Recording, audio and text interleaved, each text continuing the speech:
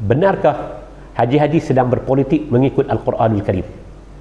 Kalau kita teliti dalam Al-Quranul Karim, Al-Quran mementingkan penegakan hujah, bukan pembakaran sentimen, bukan mewujudkan suasana takut-takut. Hanya satu sahaja kaedah Al-Quran, tetapi itu bukan mengikut ajaran Al-Quran. Al-Quran hanya merakamkannya, iaitulah kaedah dan teknik yang dilakukan oleh Fir'aun. Fastakhaffa qaumahu fa'ata'uh. Dia mempertakutkan kaumnya, lalu mereka taat kepadanya. Ini satu-satunya kaedah yang digunakan oleh Haji Hadi. Dia timbulkan rasa ketakutan di kalangan masyarakat.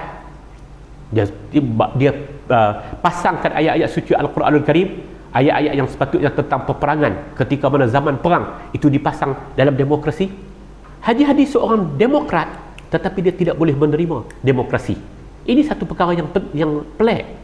Dia seorang Islamis, tetapi dia hanya mempergunakan Islam itu untuk akhirnya Islam itu terfitnah dengan tindak laku yang dilakukan oleh Haji Abdul Hadi Awang. Dengan penuh penghormatan, kita tidak mempertikaikan ilmunya, tetapi kita mempertikaikan metodologi dan kaedah yang digunakan oleh Haji Hadi dalam berpolitik. Terlalu ekstrim dan terlalu mementingkan diri dan meletakkan kebenaran dan tengkok kebenaran itu seakan-akan bersama dengannya. Selamat meneruskan kehidupan. Mudah-mudahan kita rakyat Malaysia boleh hidup dengan aman dan damai, tanpa tohmahan dan tanpa fitnah-fitnah yang dilakukan oleh para politikus ini. Assalamualaikum warahmatullahi wabarakatuh.